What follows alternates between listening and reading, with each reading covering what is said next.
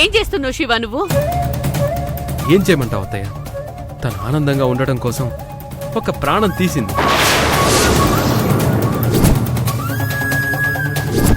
తనను ఎలా క్షమించాలి?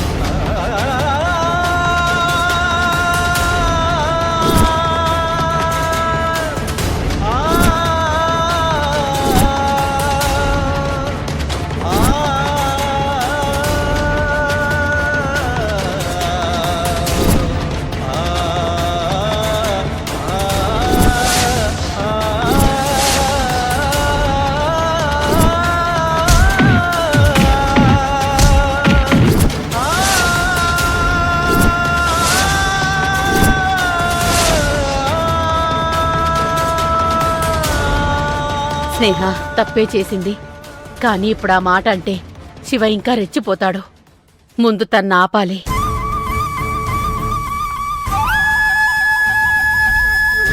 శివ, స్నేహ ఫోన్ స్విచ్ ఆఫ్ చేయడం తప్పే, కానీ వాళ్ళలా ఇంటి మీదకి రావడం ఏంటి?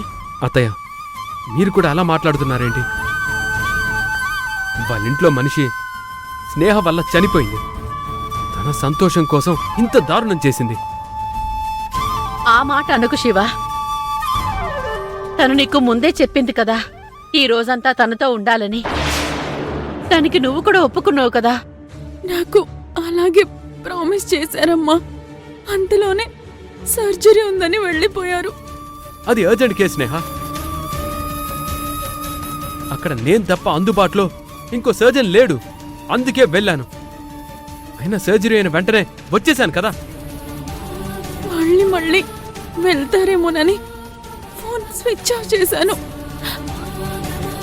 ఆ అమ్మాయికి అంత సీరియస్ గా ఉందని నాకు నిజంగా తెలియదండి. డాక్టర్ అంటే 24 hours అందుబాటులో ఉండాలి. అంతేగాని ఈరోజు మా పెళ్లి రోజు, మా ఆవిడ పుట్టినరోజు అని అంటే కుదరదు. శివ, ఆ పేషెంట్కు సీరియస్ గా ఉన్నట్టు స్నేహకు తెలియదు కదా.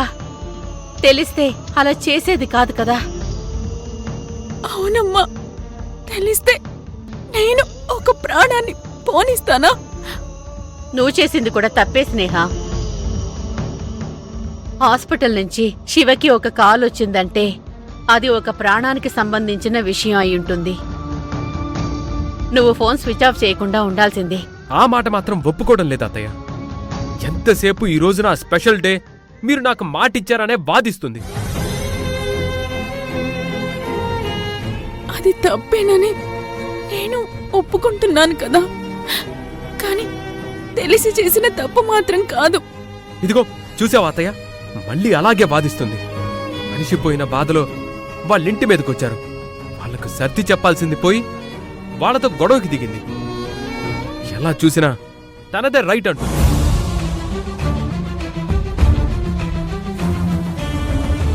నచ్చ చెబితే వినేలా ఉన్నారా వాళ్ళు? మిమ్మల్ని నానా మాటలు అంటుంటే నేను ఎలా భరించను? శివ, ఇప్పుడు మీరిద్దరూ ఒకళ్ళనొకళ్ళు నిందించుకోవడం వల్ల ఉపయోగమేమీ లేదు. ముందు ఏం చేయాలో ఆలోచించండి. ఆలోచించడానికి ఏముంది అత్తయ్య? ఇన్నాళ్ళ నా కెరీర్ని నాశనం చేసింది. ఛే!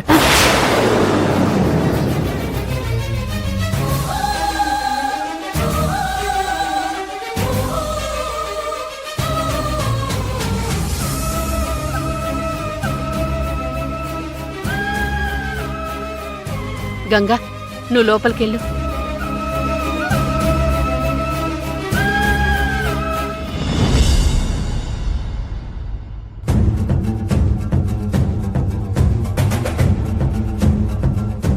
ఇప్పుడు ఎలా అంటే కావేరీకి ప్రూఫ్స్ దొరికిపోయాయి. ఇక నా పని అయిపోయినట్టే. కంగారు పడకే అమ్మజా, ఏదో ఒక మార్గం చూద్దాం. ఇక చూడ్డానికి ఏం లేదా అంటే నా చాప్టర్ క్లోజ్ అయిపోయింది. ఆ ప్రూఫ్స్ కావేరీ చేతికి వస్తే నన్ను ఒక రేంజ్ లో ఆడుకుంటుంది. అమ్మ బాబాయ్, వాటిని బావకు చూపిస్తే తను ఏం చేస్తాడో, అత్తయ్య ఏమంటుందో. యమజా, కాస్త కంట్రోల్ అవ్వమ్మా. ఏం చేయాలో ఆలోచిద్దాం. ఇంక ఏం చేయలేవా ఆంటీ? నేను కావేరీ చేతిలో ఓడిపోయాను. కూల్ యమజా, కాస్త స్థిమితంగా ఆలోచించు. ఎందుకు ఓడిపోయామో తెలిస్తే ఎలా గెలవాలో తెలుస్తుంది. Correct aunty. మనం ఎందుకు ఓడిపోయామో తెలిస్తే ఎలా గెలవాలో తెలుస్తుంది. ఇప్పుడు నేనెందుకు ఓడిపోయాను? సంధ్యని జాలిపడి వదిలేయడం వల్ల. అది 10 లక్షలు అడిగినప్పుడే దాన్ని వేసేసుంటే ఇప్పుడు నాకు ఈ టెన్షన్ లేకపోను. దాన్ని ఆ రోజు వదిలేయబట్టే ఈరోజు నేను ఓడిపోతున్నాను. ఎందుకు ఓడిపోతున్నానో తెలిసింది కాబట్టి ఎలా గెలవాలో చూద్దాం. ప్రూఫ్ ఎక్కడుందో ఎవరెవరికి తెలుసా ఆంటీ? కావేరికి తప్ప ఎవరికి తెలియదని కాకి చెప్పింది కదా. కరెక్ట్. ప్రూఫ్ ఎక్కడుందో కేవలం కావేరికి మాత్రమే తెలుసు.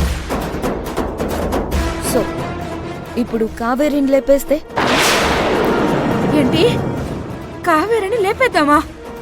Yes aunty, లేపేద్దాం. అమ్మో, చంపేయడమే.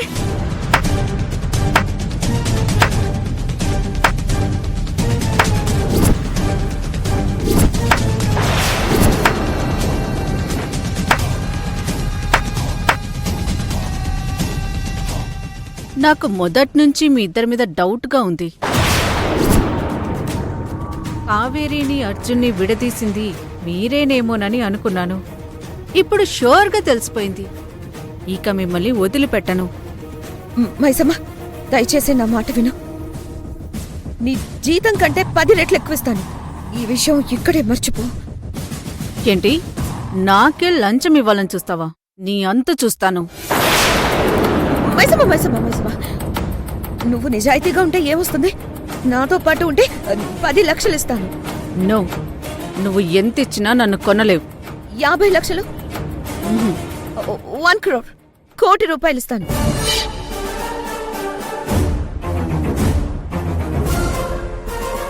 కోటి రూపాయలైతే నాకోకే.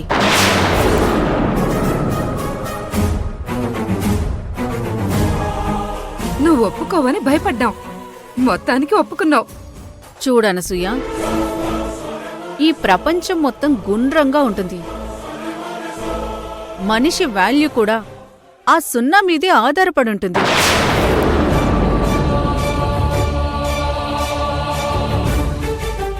ఒకటి పక్కన సున్నాలు పెట్టుకుంటూ వెళ్తే ఆ సంఖ్య విలువ కూడా పెరుగుతూ వెళ్తుంది.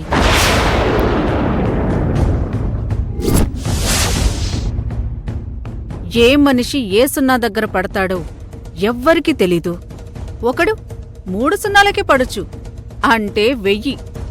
మరొకరు 5 సున్నాలకు పడొచ్చు, అంటే 1,00,000. మొత్తానికి ప్రతి మనిషి ఏదో ఒక సున్నా దగ్గర పడాల్సిందే. కరెక్ట్గా చెప్పావు మైసమ్మ. యమజ, నువ్విక రెచ్చిపోవు. ఎవరిని కావాలంటే వాళ్ళని మర్డర్ చేసుకో.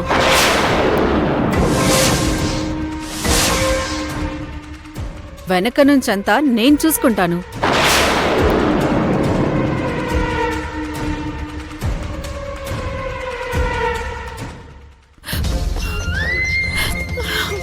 స్నేహ, శివ తిట్టిండని బాధపడుతున్నావా? స్నేహ, ఏది ఏమైనా అక్కడొక మనిషి ప్రాణం పోయింది. డాక్టర్గా శివకు బాధ ఉంటది కదా. నువ్వు కూడా అలా అంటావేంటమ్మా? నేను ఆ పేషెంట్ చనిపోవాలని కోరుకోలేదు.